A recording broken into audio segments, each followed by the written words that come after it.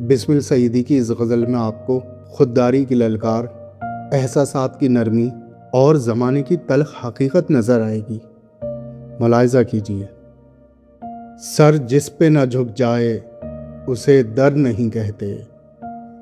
Sir जिस पे न झुक जाए उसे दर नहीं कहते। हर दर पे जो झुक जाए उसे सर नहीं कहते।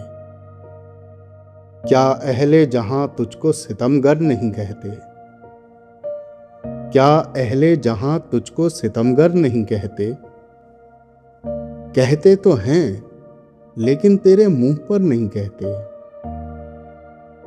काबे में मुसलमान को कह देते हैं काफिर, बुत खाने में काफिर को भी काफिर नहीं कहते।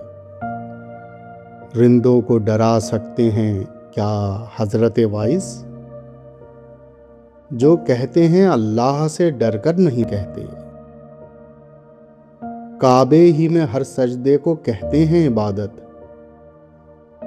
मैं खाने में हर जाम को सागर नहीं कहते। हर बार नए शौक से है अर्ज़े तमन्ना, 100 बार भी हम कह के मुकर्रर नहीं कहते। मैं खाने के अंदर भी वो कहते नहीं मैं खार, जो बात की मैं खाने के बाहर नहीं कहते। कहते हैं मोहब्बत फ़कत उस हाल को बिस्मिल, जिस हाल को हम उनसे भी अक्सर नहीं कहते। सर जिस पे न झुक जाए उसे दर नहीं कहते। हर दर पे जो झुक जाए उसे सर नहीं कहते।